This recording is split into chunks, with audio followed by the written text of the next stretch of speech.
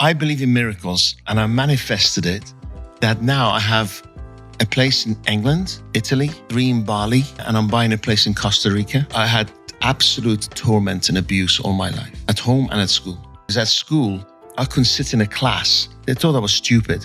I knew I wasn't stupid because I was good with numbers. And I go into sales. I sell aspirin. And I guess you're wondering what that means. I fix business headaches. So the reason people are unhappy is because they don't make their values clear to the other people. If your audience can take anything away from this, and now I never have to work a day for the rest of my life.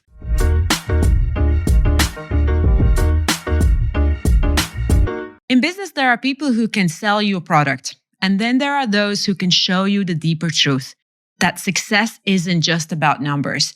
It's about clarity of who you are, what you stand for, and how your brand connects with the world. Today's guest has built his reputation on helping others see the truth. He knows the art of sales, but also the heart of resilience. He understands that the path to building a business is often the same path of rebuilding a life. From losing it all to creating a company that now inspires and guides others, his story is one of vision, courage, and the will to rise again. This is a portrait of Dariush Soudi. Hi, Dariush. Paula. How are you doing? Amazing. Thank you. Always outstanding. And thank you so much for inviting me. Thank you. We already spoke a little bit before about, you asking me what was the reason why I reached out. And I interrupted you. Yeah. No, I mean, I started saying that I've been to one of your events and I follow you on Instagram. And, the way you position yourself kind of made me think it's quite inspiring and quite a strong. And by the way, I don't know if you know the intro, when I reached out on email, I said to your team that I'm inspired by the fact that your actions and your projects shows the strength of you, but your presence oftentimes shows the softness of you. Are you aware of the fact that you're... You have no idea how many gay followers I have. So the image is big guy, but not really soft as they come. Have you always been like that? Always. No, yes and no. Well, let me go back a little bit. Mm-hmm. So what do you think of the first event that you came to, my events, Gladiator Summit 1 last year? What do you think? Honest feedback. I had a 1-year-old baby at home, and that was my way of getting out of the house and just being in a place where people want to grow and get better. And that was something, when you're kind of home with baby, you're quite stuck in that environment. So I went there and I felt like I was just breathing in like the motivation and I will say, I said to my husband, came home and I realized I'm back. I'm back and I'm like, I still need to do these kind of, priorities that I've set for myself right now. But that gave me a lot of just sort of a kick, maybe. And the energy was so elevated and it just felt really good. I was looking forward to see Marissa Peer that time. So I had followed her for a really long time. And then I saw that she's going to be in that event. And that's actually how I got to know about the event and about you. Delete this part because she'll probably hear it and send me a fee. She said, you owe me 20% of that ticket cost. So I always, when I do research on people, I subconsciously try to find some similarities between us. Yes. And I found 2 or 3. And one was, you said in one of the podcasts, you said that you want to leave as much information about yourself for your future generations as possible. And that really resonated with me because after my kids were born, I was like, if I die tomorrow, they won't know me. And probably after 10 years, won't even really remember me. So how did that moment, was that came together with the heart attack that you've talked about quite a bit? You said there was 2. What's the second one? Okay. And the second one was... I'll answer both, I promise. So, and I'll go back to my original question about the event. Okay. So I've got things to remember. All right. The second one was your conversation with your wife. And your wife was asking you about the ideal next chapter in life or something along those lines. And you said, you know what, I would like to have homes everywhere, like apartment in New York and chalet in Switzerland. And and one really important nuance was and you have clothes everywhere. So you don't need to go with suitcases. And that's what's word by word. I said that to my husband. Like, I'd love to have just multiple places to go, but without all the suitcases and the whole traveling hustle and everything. I'll even have my pillows. Because I travel with pillows. Can you believe it? Really? I'm traveling to Paris tomorrow. I've got my pillow in the case. Is that like a special ergonomic? It's a pillow that I'm used to. I can sleep at night. Okay. Because every hotel you go, they have different type of pillows and I can't sleep. So I have my CPAP machine for snoring. Okay. If I go with my wife, I'll take the machine. If I go on I don't never take the machine. And I have my pillow. Oh, that's lovely. Yes. I mean, that's for kids. It's also something that kind of makes you feel safe. Something of your own. Yes, we won't go there, but yes. So right, I answer your question. And sorry, and Yes, just sorry. to continue Traveling, bigger on the traveling and the Yes. place. Do you get bored of one place for a Yes. long time? So you need Yes. balance of everything, Yes. right? City, country, your time with yourself, time with people. Is balance one of those keywords that like kind of drives you through life? Yes and no. So I'll go back to your original question Let's go. about leaving a legacy. What happened was about 25 years, maybe 30 years ago, I had to go to Iran, where I was born. And I was born in 1966, 1970, my father died. And then my grandfather took care of me in 1974. He died in front of me. I will ask about that as well. Sure. And then life moves on. 77, 78, we came to England, we stayed there. So my grandma was passing. She had Alzheimer's. So I went say goodbye. And one of my family said, let's go to this town where your grandparents and your father is buried. So when we turned up, several people turned up to see me. And I was like, why are they here? I haven't been to Iran like 30 years, 40, whatever it was. And they said he came to show respect to your grandfather because your grandfather helped their fathers and their grandfather. And all the way back, I was like, wow, I cannot let my father or grandfather down by misbehaving or not sticking to my values, because the name Soudi in Arabic, although I'm Iranian and I don't speak a word of Arabic, means on an incline, going up in life. And I thought, well, I can't go down. I can't misbehave. So, I have to contribute, somehow add value to people's lives, because at that time, and even now, wherever I go, people say, I like your energy.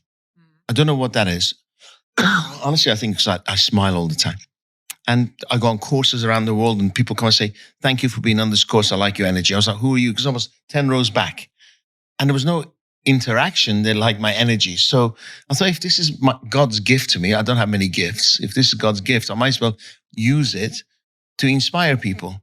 But then I looked at people like Henry Ford and Edison and Graham Bell and all these people who change people's lives, and nobody gives a damn about them. They're just a logo on a car, or nobody cares who founded. What was Disney all about? What was it trying to do? It's just a multi-billion-dollar business now. So I thought, now using digital, why don't I leave a legacy for my children, their children, their children's children, and they can be on the right path. So this stupid journey I've taken in life with all the downfalls and successes and many, many downfalls, I share those lessons. And then maybe 50, 60, 100 years down the line, somebody looks at it and goes, oh, that was my great-granddad. Oh, you know what? That's such a similar thought process, because I was thinking, imagine how cool now we would go on some sort of platform. We would be able to see our great-great-great-great-granny who was somewhere in the world, and she had left a message for us. Well, now we actually have that chance with AI, with internet, with everything, to create something for the next thousands of years for our, if we're around that long. No, we don't have to be around. We can just leave as much footprint as possible. You get blown up, there'll be no footprint, right? Yeah, I mean, that's not a scary thing. You never know, but we could be in space, right? Yeah, that's you never true. know. From Mars, yeah. That's very true. Yeah. You just never know these days, so you never know. But I'm an optimist, so I agree. We are leaving a footprint, yeah. And I'm trying to look at it as a movie. Like, we'll just see how it ends. Like, well, hopefully I'm quite disappointed, because when I was young in Iran, I looked at America as like the land of the free opportunity. And then somebody said to me, and I didn't experience prejudice. I didn't experience racism. And to me, Iranians are white, because my grandfather had blonde hair and blue eyes. And then further south, they're all black. So to me, I just said, would there ever be a black president? They said, never. There'll never in your lifetime be a woman or a black president. Mm-hmm. And then we had Obama. Yeah. And I really thought the life had changed. I thought the world had changed. And then people were talking about Earth and how to protect it and stuff. And I was like, wow, we can get together to protect humanity. And then suddenly now everybody's gone nationalist and they don't care about them. So we're going to go into that. But I'm just although I'm an optimist, I'm a little bit disappointed in where we are today. I have a question on that. Anything. You know what? I will actually, let's just go where the conversation goes. I'll come to your second question about traveling as well. I don't forget. Mm-hmm. And to be honest, I wanted to ask you about some of the questions about upbringing, but we'll get to that. Anything. With the world and what's happening. I heard somewhere you said you're a fixer. You're thinking of problems, how to solve problems.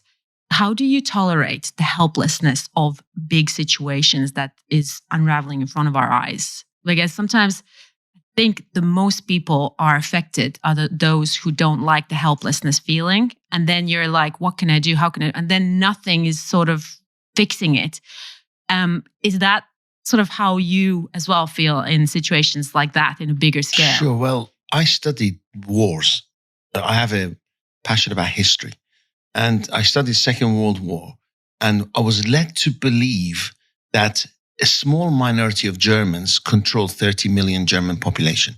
And the reason nobody did anything about the concentration camps was because nobody knew about it until they were discovered by the Russians and the Americans.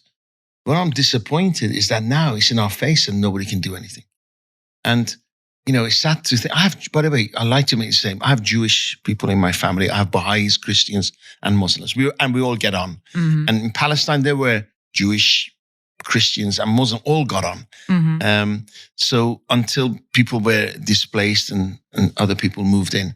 So it's just sad that Elon Musk mentioned a couple of months ago that the weakness of today's humanity is that we have empathy.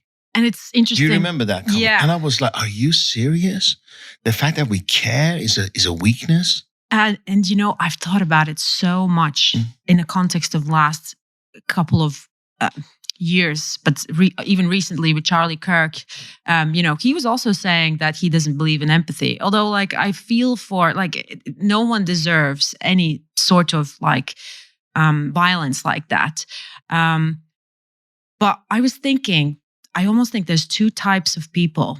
One that are driven by strength, power, strategy, alliances. It's all about, how to win. And then others are a lot about goodness. How can I help people? When you see someone who is both strong and good is the ultimate win, right? What do you think? What happens when people get power, and why it does seem like that something goes wrong with the goodness? The thing is, there's always been power. Since the Greek times, Roman times, there's always been power. And then when they invaded a country, when the Mongols came, they didn't go, I'll just kill you. They killed you and all your family and just in case their sons grow up too. So humans, unfortunately, are the only species that kill for just the sake of it, not for food or survival. Pardon? Territory, right? Not necessarily. It could be ego. Yeah. It could be ego it could be for security. It could be for, mainly ego, really. Because when Roman leaders killed siblings, it wasn't for territory. It's just that they were just securing their position as emperor, right? Yeah. So we're the only people who actually have learned how to farm and not hunt for food. So what happens if you think about it, going back to that, this was bothering me because I'm all about abundance, right? And it obsessed me that majority are about scarcity. And what that means is that they don't look at the glass half full or flowing. They look at it half empty. They're scared. They're worried. And it pisses me off, right? So, and I realize I'm the odd one out because thousands of years, they farmed the land. What did they do? The harvest, they hid it because the neighbors could come and take it away. Weather could change things. So by nature, we are scared. We are protecting. And I think that taking that into consideration a lot of people in power are abusing that. And they thinking the foreigners will come and take your land. The foreigners will come and take your jobs. And when you're a majority and you are suffering, it's easy to blame the minority. And I would have thought anybody in the world who will not inflict pain on others are the one who had suffered themselves. And it upsets me, it saddens me that right now money and power is controlling the dialogue, the way the conversation is being led. Yeah. Sorry, there's Charlie Kirk, whatever his name is. He was no saint. He was a genius 30-year-old. Yes, nobody deserves that to be publicly executed. Yeah. And but there was I saw a clip of him this morning, I think it was, that he was talking about public executions are okay. Yeah, few gun deaths are okay, and that's ironic about because the way, you never think it's going to happen to you. And right? that's the empathy. How much? That's where it comes to you. How much his wife will pay if he had that choice whether to get shot in the neck or live? How much would he pay his $80 million worth to survive and be with his kids and watch his kid grow up? So it's a lot easier to not to have empathy and point the finger of blame and not look in the mirror. Everybody looks through the window and points the finger, unfortunately. I was thinking that is a lack of empathy. You don't have the hindsight of that this could happen, and that you other people's suffering, you don't feel through your own bones, and that is where the disconnect oftentimes, I guess, happen. But it's interesting about him, and it goes in conspiracy theories, politics, lobby, every foreign lobbies, obviously everything like that. When you start listening, you just think, and I know some of his friends said that he was very pressured by his funders, that actually he might have had, a he started change talking of about heart. Israel. Yeah. He started talking about genocide. He said, enough is enough, and funders were not happy. I mean, not to say that they are at fault of what happened to him, obviously, but there was this, and I would say 80% of Congress in US is funded. It's funded by Then I mean, JFK was talking about secret societies, and then he got died. shot. And we all know buildings in New York don't collapse inwards when they're hit by a plane at the top, right? So there's a lot of things that are questionable. Princess Diana, right? It's nothing to do with we talk about conspiracy theories. 1997, September, I think 30th of September, 1997. I was in a hotel with my friends and it was midnight and a call came in that Princess Diana's had a crash. Okay. So I turned the television on.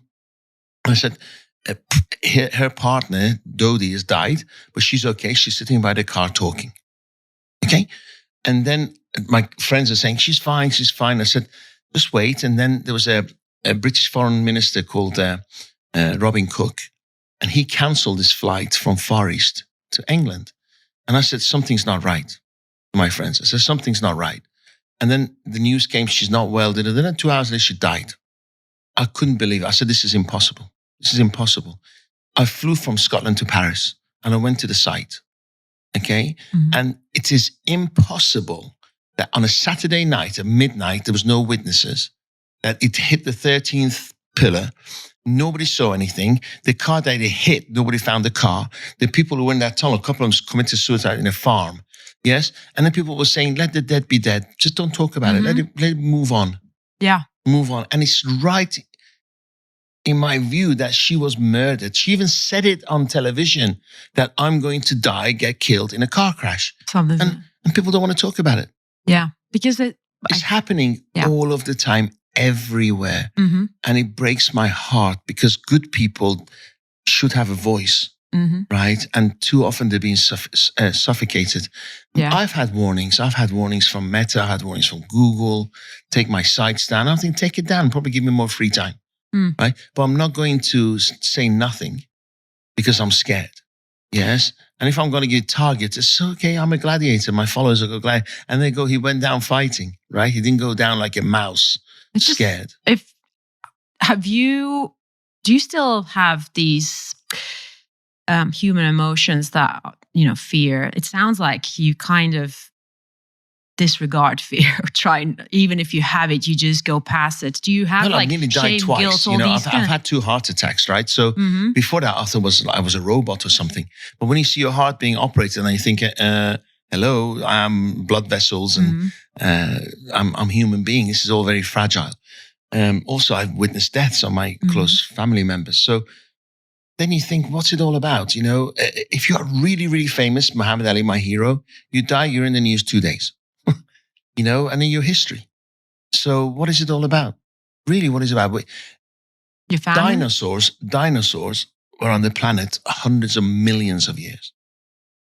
We've been on this planet 100,000 years and we're ruining Earth, right? Earth, we don't have to worry about. We have to worry about humans, right? Because long after we're gone, Earth's going to be fine.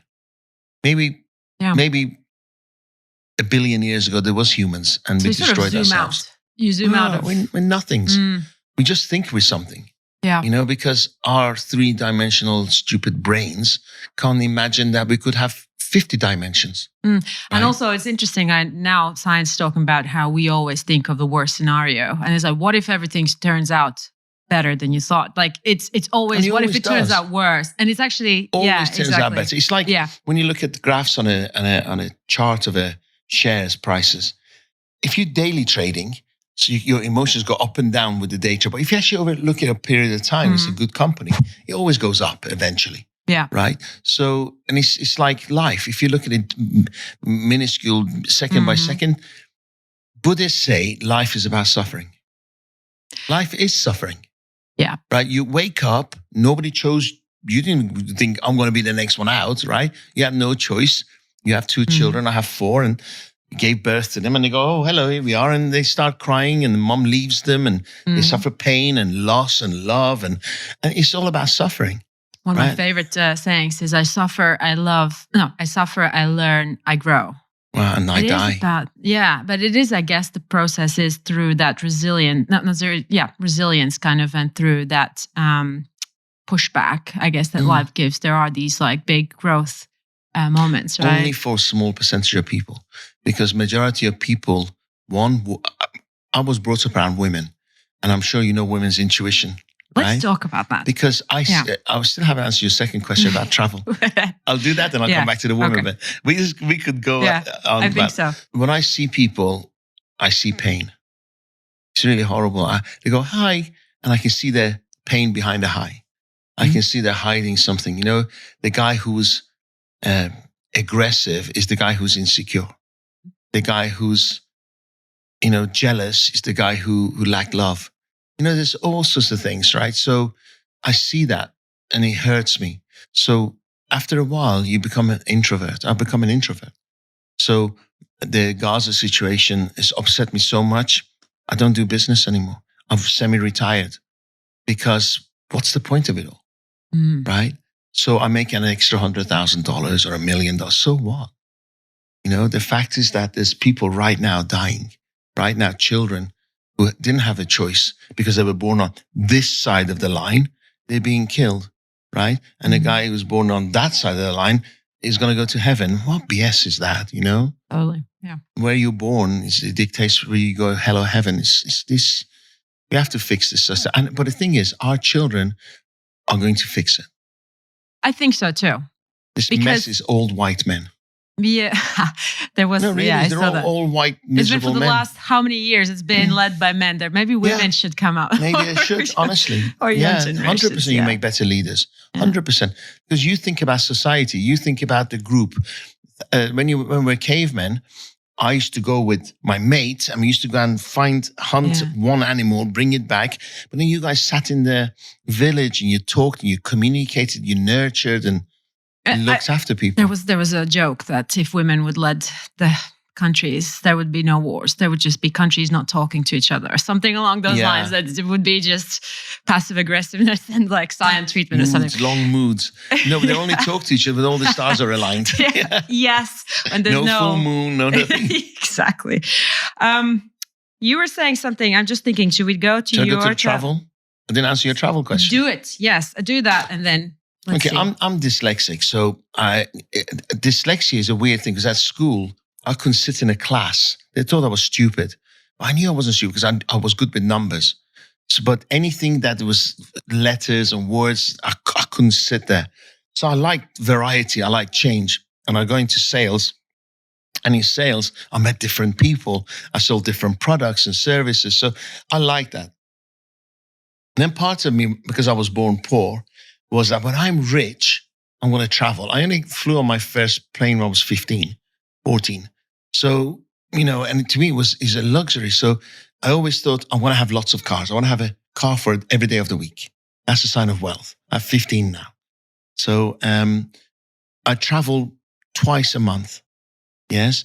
But then after a while, it becomes a chore, right? It becomes, oh no, security, dehydration, time difference and all this. So I believe in miracles and I manifested it that now I have a place in England, Italy, 3 in Bali. 3? Yes. For yourself, or are you doing some Airbnbs and stuff? Me. Oh, okay. Out of the 3, the 2 are going to be rented and they're going to pay for the 3rd. But the one in England, it's paid for. And I'm buying a place in Costa Rica. Love it. You know Regan Hillier? Regan? Yes, of course. She's doing a big retreat there. Yeah, I bought the biggest place on her retreat. Wow. Yeah. I mean, so 4 years ago, you said that you'd like these things and they're basically there. Manifested it. Do you do it consciously or do you just put an intention and then or do you just work towards it? Or no, I've paid the price. So what happens is I met this lady 2.5 years ago at a Mind Valley event, manifestation and blah, blah. And she said, I'm following you. I love what you do. I want to come and work for you. And she was a very great networker. And this lady came on the first day, she was late. So I said, this job takes work. You have to come in early, especially on your first day. It's not going to work out. And she was like very relaxed, walked in at 10 o'clock instead of 9. I would have walked in at 8, if I was first job trying to impress this guy. And she goes to me, Dariush, I've been thinking, I'd rather spend my days working on the beach. So what do you mean? She goes, well, I'll network on the beach. I'll sunbathe, swim, and I'll network on the beach. I said, what makes you think that? Because all my friends are all networking on the beach and they're making money. So thank you, shook hands and went. 2 years and odd later, she's still sunbathing on the beach and no money. Right? So with me, I came here with nothing and I worked my ass off 7 days a week, 18-hour days with no sleep, 3 kids at the time. Now I've got 4. And I earned my reputation. I earned the respect. So now when I manifest, my conversations are bigger than when I had nothing. My conversations are in the hundreds of thousands of dollars and millions, but I hadn't earned that right to the seat 15 years ago.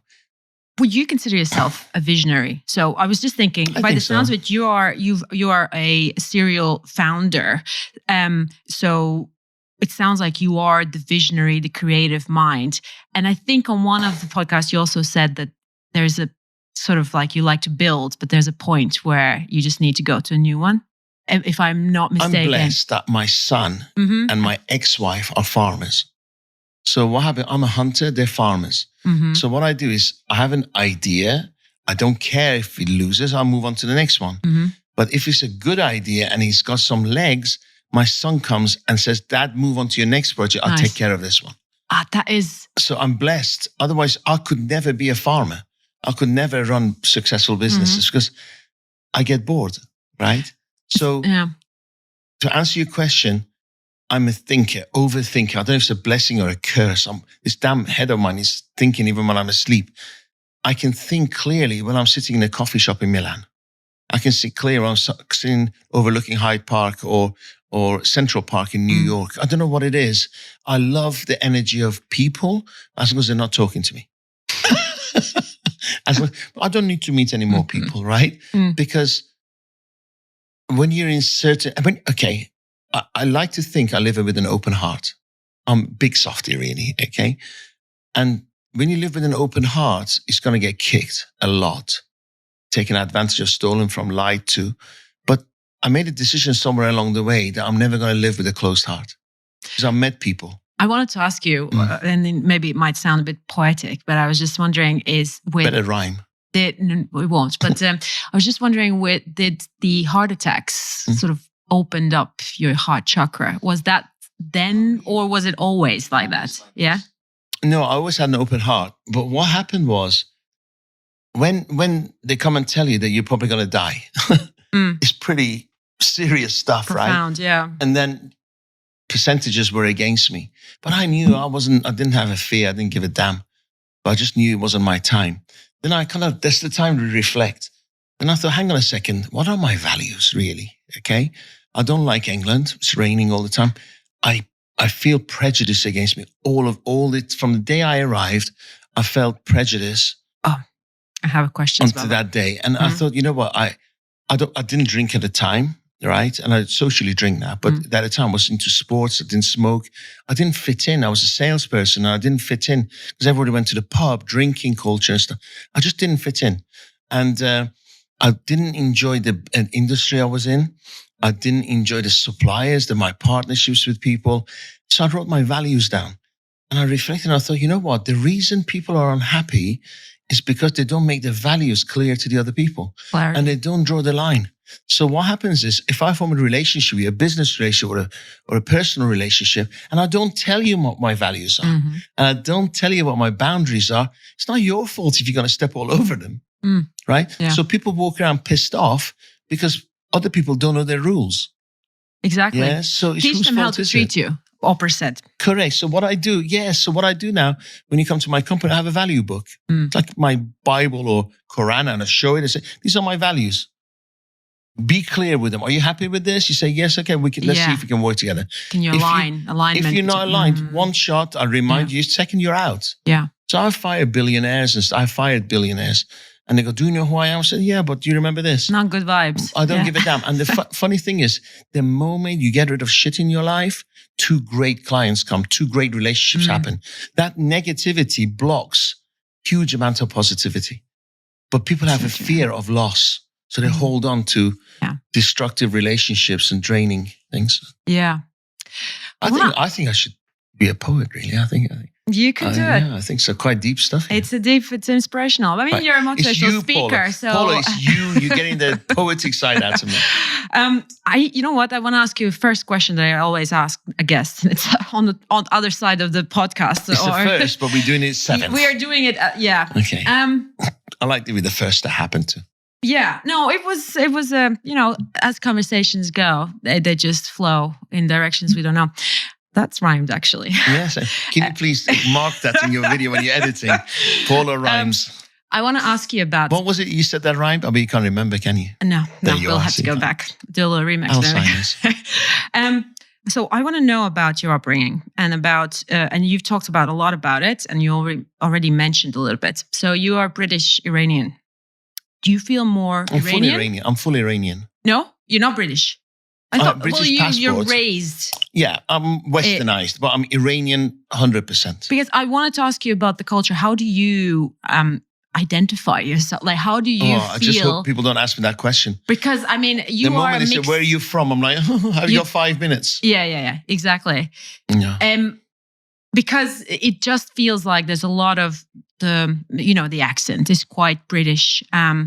You studied in UK, in England, right, as well. So how did that form you? Was it, and you said that since the moment you went there, you were not accepted. So can you talk about, from a cultural perspective, was it because you were Iranian? What was it? Why? It's like, when I was younger, when you were Iranian, people say, are you Arabs? I'm like, you're joking me. We are Iranians, Persians, right? Now, if they say, are you an Arab? I'll take it. Yeah. Because whatever we've done, we messed up, right? Big style. And I went through that change, the revolution that came. And even at a young age, I was like, you idiots. We had it good. Our Toman, the Iranian currency, was 13 to English pound. Now I think it's like 25,000 to a pound. Inflation's been crazy. We're a rich cultural society and we've screwed it up completely. Having said that, we're the only country who stood up to Israel. And Israel wants to make peace with them after 12 days, which is crazy stuff, right? Because they are a powerhouse in the region. So I fixed my English because I supported Liverpool Football Club. But in Iranian, you say Liverpool. Liverpool, because there's no Liverpool, right? When I say Liverpool, for a week I have my ass kicked at school. Really? I got bullied all the time. Even today, I walk slightly with my head like this because I was so ashamed of myself when I was a child. I used to walk like this. Ashamed of what? Of the language? Of where you come from? Foreigner, the first foreigner at school. I want to say, were you the only one? Only or the other? one. No. I was the first. I paved the way for others. Like, you don't know how lucky you are. On the last day, I took it out on all the bullies. I beat them up like you won't believe. And I smashed all the windows of my school. It didn't make me feel any better, but that was anger. Right, Until the age of, I think I was in my early 30s, I was in jail every month in England. Remember you said, "Are you always been like this?" No, I had so much anger. Yeah. I had so much anger. And then police will put me in jail. All my knuckles have gone. Police will put me in jail to calm me down. And then there was one time I was sitting there with a suit on. My knuckles were bleeding. And I was thinking, I'm claustrophobic, right? I thought, this is not the way to be, right? In a suit, millionaire. By that time beat already. Somebody up because they kicked your Christmas tree. Okay. Yeah, I would just flip. My children, poor things, they didn't want to go to school with me because every traffic incident, I was out. Okay. I was dragging them out of the car and all sorts of things, So I didn't like the grey weather. I didn't like the rain. I didn't like the cold. I didn't like what people wore. I didn't like the television conversations. I didn't like how... You didn't like all the culture, basically. Nothing, really. Dubai. And I went to Iran. I didn't like anything there because the country's moved back 500 years. And do you speak Iranian? Do you speak Persian? Yes, like a gay 8-year-old, I've been told. I don't know what a gay 8-year-old sounds like, but I'm it, right? Maybe that's how I appeal to my gay following. I don't know. But anyway, the chubbiness helps, I think. But Dubai, I'm blessed because of my heart attack. I came here. And I'm blessed because this is the only country in the world that's welcoming me. Do you think there's something about Dubai that is just on energy level, is just uplifting as well? You mentioned vision. I was like, what is my vision compared to Sheikh Mohammed's? Yeah. Oh my God. I ran a poxy little company and I've had people steal, lie, cheat, and I've managed to somehow make it profitable. This hero, this leader that we're blessed to have runs a country. And there was desert. Imagine how many disappointments and hurt and pain he's had, and he kept his vision going. So who am I comparing to him? No, I can share the same view. I also feel here there's something about, I don't know what it is. Probably not the air. It was quite polluted and not quite great. No. Do you know what it is? I was actually, sorry to interrupt. Yeah. I landed 2 days ago at the airport, and it was the principles, values of UAE. I took a picture, it's on my phone. And one of it was, here's where people trade. Here is where people trade. And I thought, of course, there are other incredible values. But I thought, here's the thing, I don't like small talk. Right? So if we meet, I just want to talk business with you. Yeah. I can't do social, and then we talk business. Right? So he served me well. I can sit here and say, tell me about your business headache, see if I can fix it. That was, you know what, one of my questions that I wanted to ask you, and then I found an answer to it. It was, what is the problem you are fixing? And you were saying that I sell aspirin for businesses, right? Yes. No, they'll say, I sell aspirin, and you'll go, okay. I said, I guess you're wondering what that means. And you say, yes. I said, well, fantastic, because I fix business headaches. So tell me about your headaches. And just to go back, so were you bullied throughout the whole school, or was there a moment of... I was bullied all my life until 18 when I left, even by my mom. Is she still in UK? Yes. Is she very much kind of She's 19 years British? older than me, so she's not fully Iranian, but loves England because nothing changes. And I love Dubai because everything changes. So, I had absolute torment and abuse all my life. Wow. At home and at school. So I couldn't come home and tell Mum I've been bullied because she'd bully me for wrecking my clothes. So, it was just constant bullying, constant abuse. And you talk quite a bit about your dad dying when you were really young and your granddad shortly after. Is that this big gap or a void in your life that always has driven you towards? I'm sure. Were you the only man at the end? Yes. I always told it's my responsibility to look after the family, which I do now. But here's the thing. When I was struggling to look after the family, my close family disowned me, right? The moment I made it, I'm everybody's best family member, which is really sad. because I still had the same values. I was just, unfortunately, a lot of people judge you by your wealth, not by your character. And I think a lot of people have idea of how to get to success. And if someone's doing it other way around, then they start losing faith in that person. Because I think a lot of older generation is all about like study, diploma, everything has to be step by step, right? Why do you think? Some security. It's reliable or Safe. predictable, safe. Yeah, exactly. Because they're always worried about just in case. Yeah. When my son was 18 and he had a choice, very smart guy, to whether to go to university or go to work, follow his dad's footsteps, I went around asking people, and everyone said he should go to university. And my question was why? I said, just in case. And I thought, all my life, I taught him, there is no just in case, burn your boats. Yeah. So I said, no, you're working now. He said, Dad, I want to go to university in my Ferrari. I don't want to work in McDonald's, make my way through university. And that's what he did. And you were He's saying, a multimillionaire age 30. So, I mean, it's a good and he employs people with degrees. Well, that's the thing. None of those degrees are doing what they studied in their job. But that's very true actually as well. But don't you think that it depends on a personality? There's a certain personality that can be a leader, that can bring things. And then there's other people who don't have that, strength in them. And that's why they go into, okay, I'm going to go uni and then hopefully someone's going to employ me. So maybe for the balance of the world, not everyone should. I think absolutely a minority should be leaders, because otherwise we won't have anyone drive buses, right? Yeah. Or clean toilets and stuff. So we need that majority to do that. The difference is that we haven't been exposed to that. So for instance, a Jewish family, because they've been in banking for hundreds of years, they're very good with money. Yeah. They're just natural with money. I was never taught money, right? So I had to learn it the hard way. Extra 20 years, few heart attacks, lost marriage, a painful way. But then some people are born and their parents are entrepreneurs. So they hear, some people see their father lost everything because they were an entrepreneur. So they're led by fear. Yeah. Some people led by opportunity. And were you always in sales? Always, because I'm not educated. But then, so that was one thing my mom taught me was like, she was always not jealous. Is the word envious? She always wanted to be rich. So I always wanted to impress my mom. So she always told me I was no good, I was useless. I was ugly, I was every negative thing you could imagine. That's terrible. Yeah, because she was hurting. Now I understand she was hurting, so she inflicted that pain on me. And unfortunately, she watches my podcast, so it took me 7 years to write my book, because I couldn't be really honest, because some of those people who hurt me are still alive. So. And don't want to hurt them with the truth? I speak to her every single day. And 99% of the time, I go, oh my God, I got to make that call.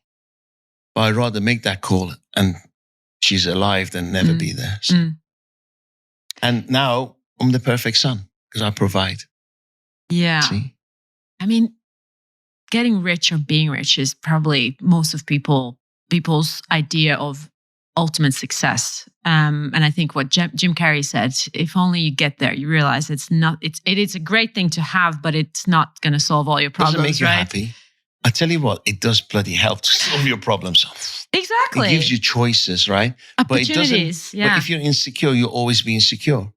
Yeah. If you're unhappy, you'll always be unhappy. If you see the world is always miserable, it just magnifies. And you know what I was thinking? Money magnifies. And you know what I was thinking of money as well. So interesting how a lot of rich people still deep down feel poor because they always compare with someone who has more. So there's always, you go, and I think I have that as well, where, in a childhood, you kind of look always for other people who have more. And then you can have more and more and more. And it's not that it's never enough, but you kind of always see that there's someone who has something else. I was interviewing a billionaire, American billionaire, and I don't mind telling you, Grant Cardone. Yes? Yes, no. I was interviewing him, and we just didn't hit it off. And he was irritating me, I was irritating him. And I was interviewing, he gave me his time. He's quite conservative, so I wonder if you didn't hit up because of that. Well, I held back. But then I said to him, you're already a billionaire. Why are you working so hard? He just couldn't understand it, because he's just made differently. And when we started the conversation, he said, I only care about me and my family. And I couldn't sleep for days. I was saying, why is this bothering me, this podcast? And I didn't publish it. And because I think about everybody else first and then myself. I've got rich looking after everybody else and share the slice of the pie or the cake. Mhm. With him, it's all self-serving. As long as he's okay. As long as he's okay. And he doesn't have, he's very little empathy, right? That's the thing. But it's made him a billionaire. I want to be this. I don't want to be that. Yeah. I want to be a human being who actually cares. And I walk this, honestly, there are many times thinking, why am I doing this? And God or the universe brings somebody who says, you changed my life for the good. Thank you. I'm like, stop sending them. Come on, I want to stop this. Stop sending them. Yeah. I mean, that's why success can't be getting rich, because people can, one goes with, I want to win no matter what. And the other one is, I want to help. And you both can get to that point, but with a straight moral sort of grounds, right? Action. Most people don't take action. So what they do is they worry. They procrastinate. They live in fear because they have a fear of, what if I fail? What will other people think? I'm going to ask you a question. The first thing we mentioned was the Gladiator Summit. So you had a good time.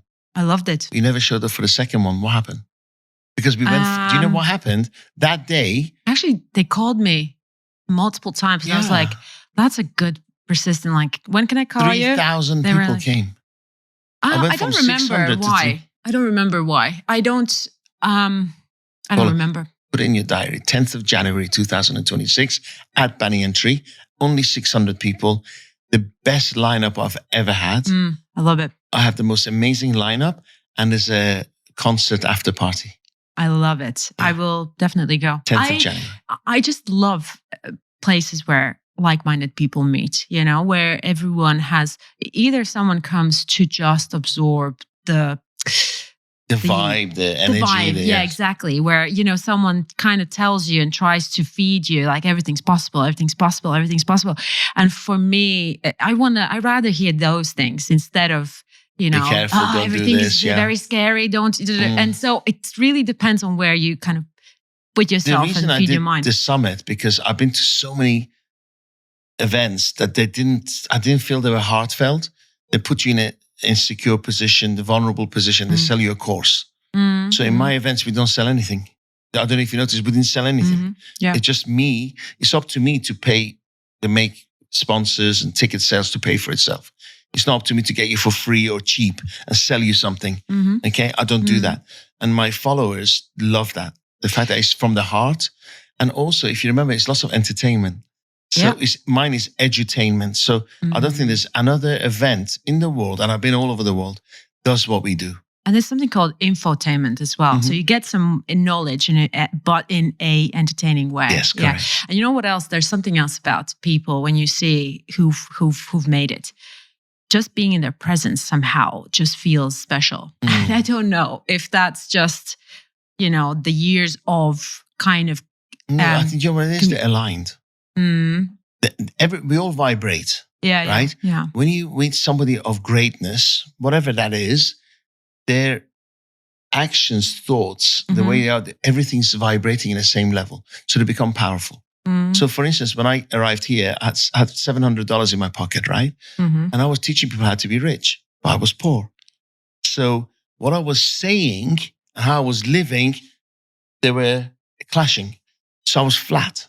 How did you start here? And I know it might be a long story, but how did you, because I know that story, it was really, you basically had to start all over. You had a big business back in 44 years UK. of age, yes. Right. And right after heart attack. And so a lot of very, big events happened in your life. I got attacked in my house at knife point. Yeah. And I heard night that. I sent my kids to my first wife who was living here, and I lost my kids. Yeah. I nearly got killed. So it sounds like a movie. Yeah. I mean, crazy. Yeah. But I wanted to ask you. And you know the pain that the people, I knew them, and they got 6 months house arrest. You can break into somebody's house at knife point with the children in the house and only get 6 months house arrest. And I really felt prejudice then. Yeah. I've really felt, there was prejudice against me. And I was wondering if I was a white person, if they would have. If you're a what? If I was a white person. Oh. And they attacked into my house. Okay. Would they have only got 6 months house arrest? To break into somebody's house at knife point with the children in the house. I was so blessed that my daughter didn't open the door and see it. She would have been scarred for life. Did you ever consider like a security or like bodyguards or something like England. that? Yeah. Okay. When I had Ferraris and stuff and fast cars, You'll come in and honestly, somebody keyed it. I could never rest or eat in a restaurant because I was wondering if anybody will Do something. somebody Yeah. took a dump on my bonnet of my car. You know, it's horrible. And they all think you're lucky or they throw stones at you. Here, people take photographs. Mm. They get inspired by your success. Yeah. It's just the leadership. It's that environment that Sheikh Mohammed's created for us, that anything's possible. Also, where I lived was Manchester. Manchester is valleys. Mhm. So you can't see distances. What I love Dubai, I can see distances. And I feel that's vision also. Mhm. I can see opportunity. I can see land. I can see building sites. I can see things happening. But in a valley with the cloud pushing on you, I've always felt suffocating. Small. Right Yes. here, And you even see then- millions of houses, and you're like, in every house, there is a family who are consumers of something. Yes. I Right? live on the Palm. And when I drive, I can't believe the amount of wealth. Mm. The amount of this one household with 7 Rolls Royces. You know? We always drive, we're like, I wonder what this person's doing. Does. What are they doing? What would they And- say in England? He's either a football player or he's a drug dealer. Yeah, They something don't think illegal. you're a business. Yeah, exactly. So Yeah. let's throw a stone at the car. Yeah, yeah. But And it's interesting how a lot of people still think that rich equals bad. There is this feeling of Money doesn't grow on money trees. is not. Money is not all good. rich people are bad people. Greedy, or all these things, which I think is completely not true. But I actually also was raised like that, to kind of fear of wanting to earn money, wanting to, take Because opportunities. most people are born poor Yeah. to working class families. Most, Yeah. And then you feel like those people who are rich, that they somehow are either better or they've done some bad things, and that it's not impossible to get in that. England, yes. That's actually In a England, reality. Europe. Yeah. You think about the houses are small. Mm. The rooms are small. The hotel rooms are small. The streets are still built like 1890s. Mm. Cars can barely park. Everything's just small. Yeah. You pressed all the time. Yeah. And you wonder why everybody wants to hit each other, right? Because you got no freedom of space. Mm. Although Dubai is the size of Kent, we have so much space with Yeah. 4 million people. Incredible. Yeah. No, We're I blessed. agree. I agree. I will ask last question about you, and then if we have enough time, we can talk a little bit I about. enjoyed this. I I hope you've enjoyed it too. loved it. I actually was thinking maybe we could extend it a little bit, but let's see. I'm where it okay. goes. I've got you my last appointment, so I have Yeah. time. Last question to you would be Just a quickie. Okay. I was in, where was I? I was in Sri Lanka last week, and one of my friends was in a podcast in my studio. Okay, I get a call and they said, oh my God. I said, what happened? He goes, halfway through the podcast, the memory card came full. And my staff didn't think to tell them to stop. Oh, So they continued the podcast for the next 50 minutes. Oh no. And the guy did the closing and everything. I never told him. Oh no. Sort of out of power. So is your memory card empty? But Oh, those ex-member of staff are looking for jobs at the moment, so if you know. just out of politeness. I don't want to interrupt the conversation, right? Like probably.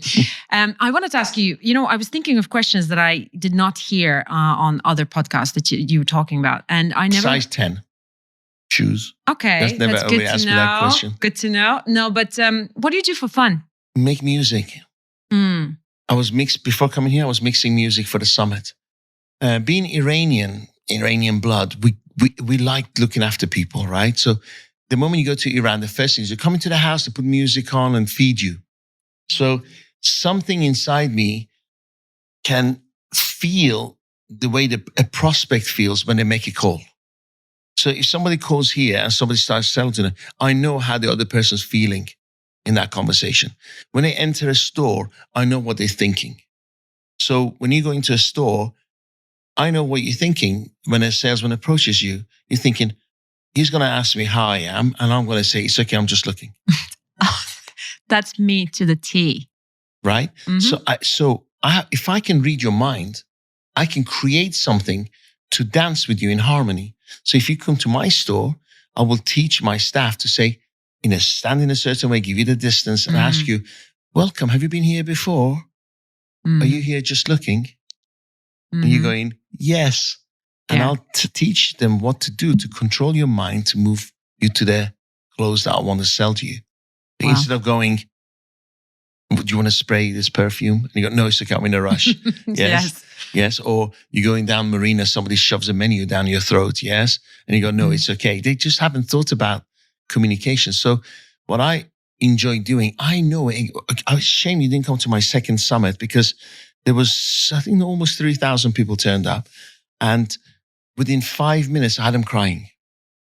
Within 15 minutes, I've created an environment where everyone was hugging each other. I created such a safe environment by playing music and videos that went to that, from my heart to their heart. And people at 9 o'clock at night, people weren't leaving. I don't know if you remember at the first summit, it was my first ever event.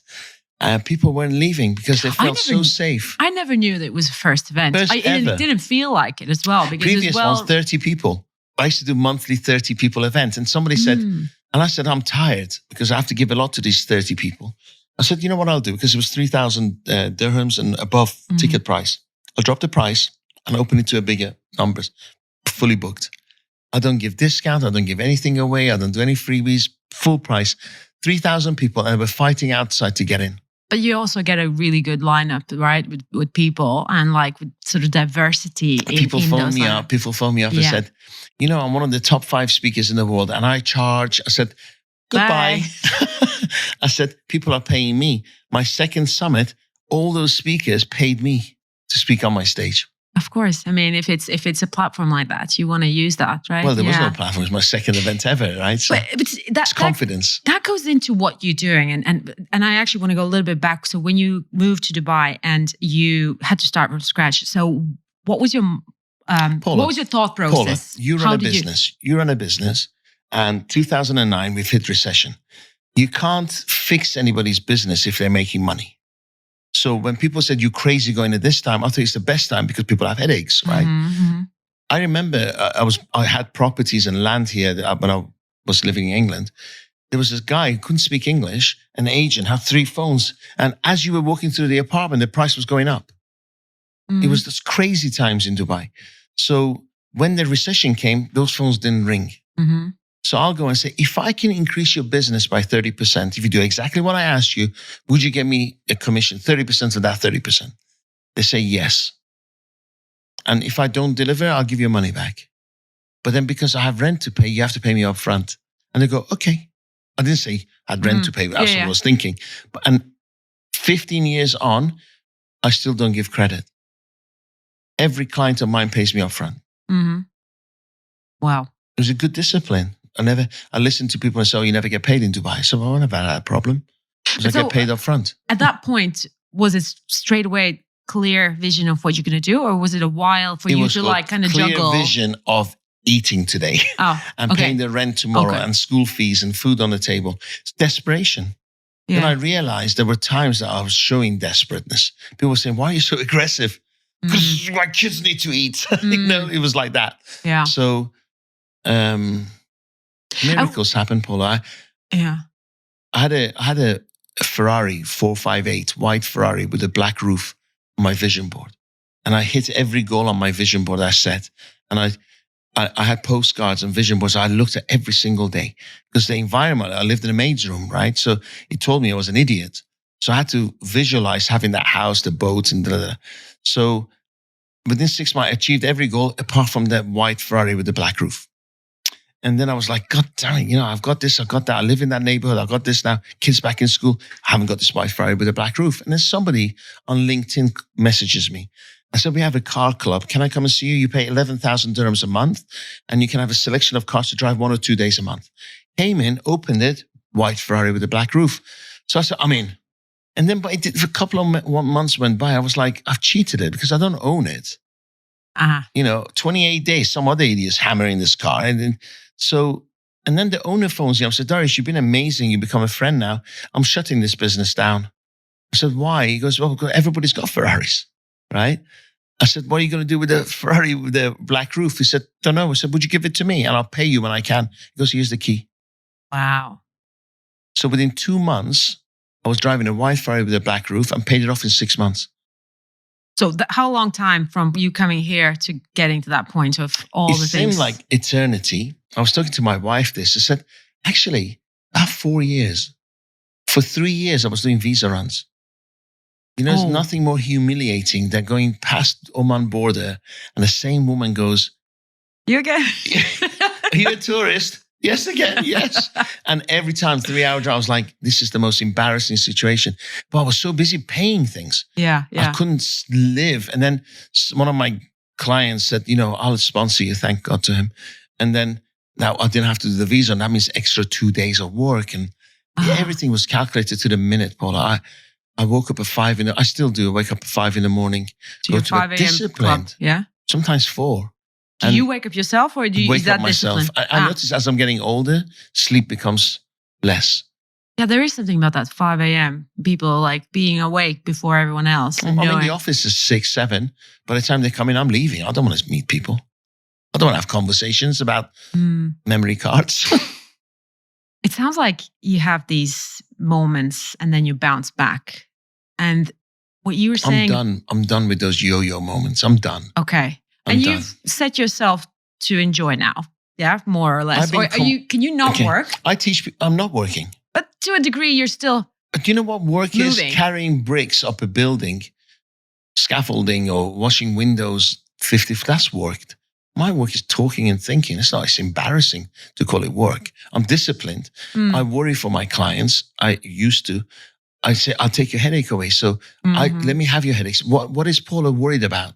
So when I'm thinking of what you're worried about and what I can fix it, I can come to you and say, I've been thinking about your business and this may be consuming you. Let me help you with that. I go, he knows what I'm worrying about. So I love him.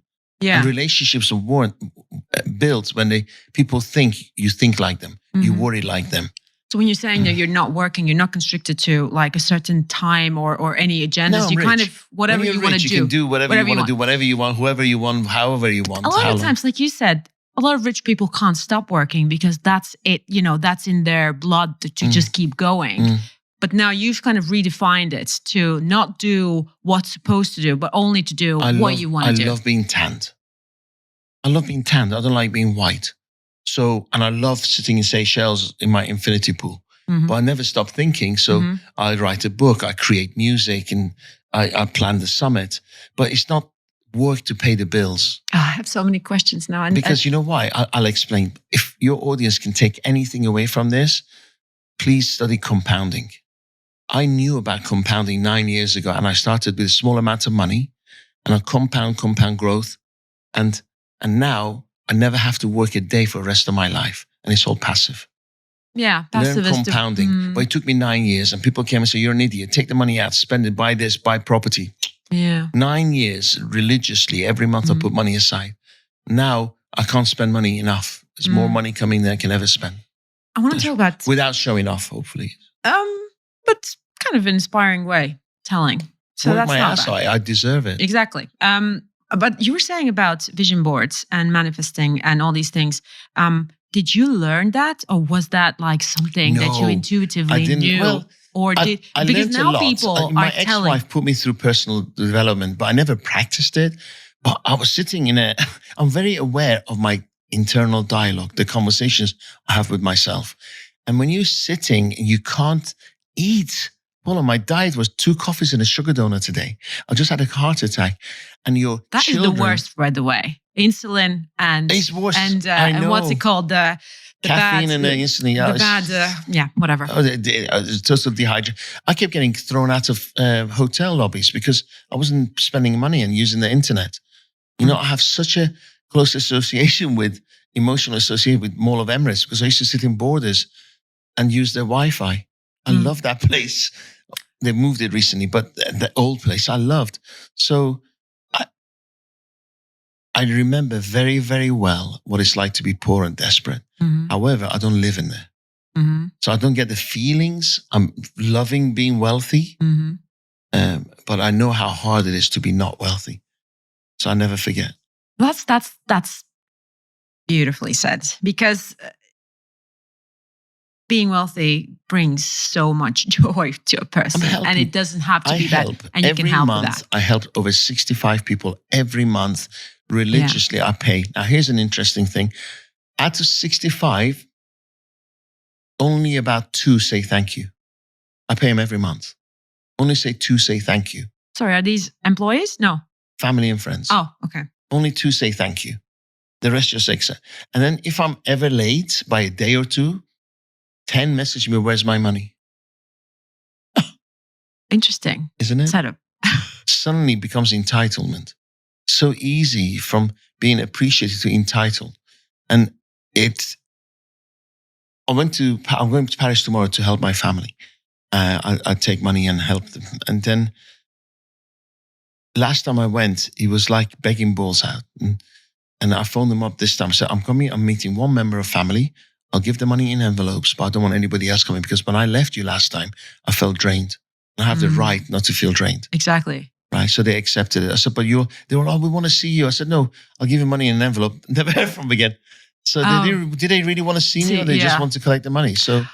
Oh, that sounds sad, isn't it? Do you feel like the obligation to do that? Or do you, because you have it, you want to share? I'm not a man if I don't do it.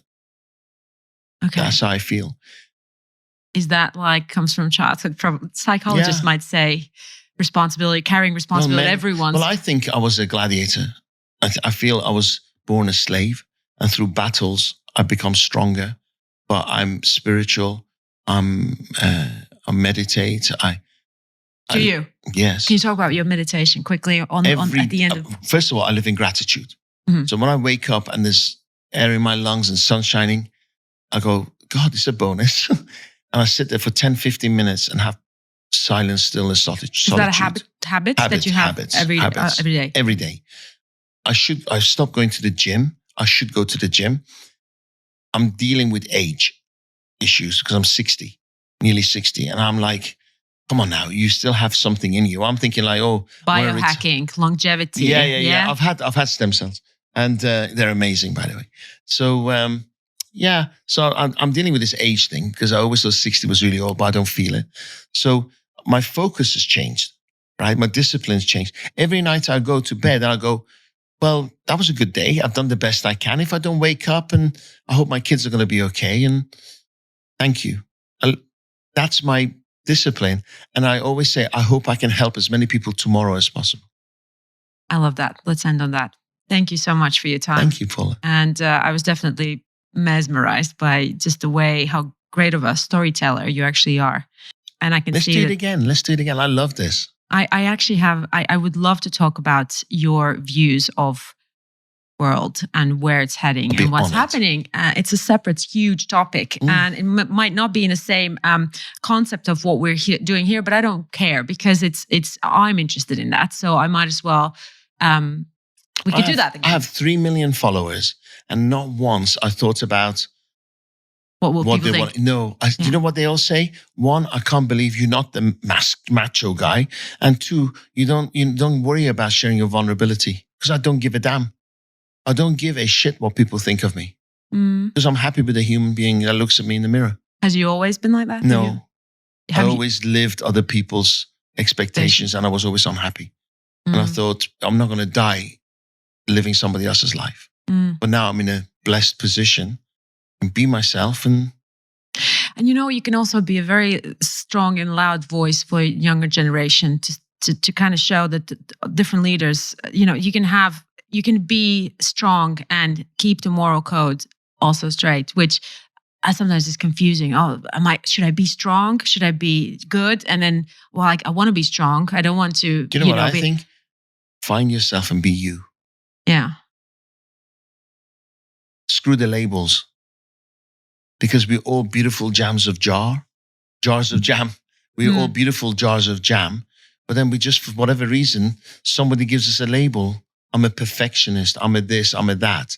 And then we fight for the label. Screw the label, tear it up. Enjoy the jam you are. Beautiful. Thanks. Hello, and thank you for listening. If you could do me a favor and subscribe to my page, you would receive notifications when a new episode has come out. If you could like and comment, that would be even better because then we can open up a conversation and try to carry it in the next episodes and seasons. Thank you.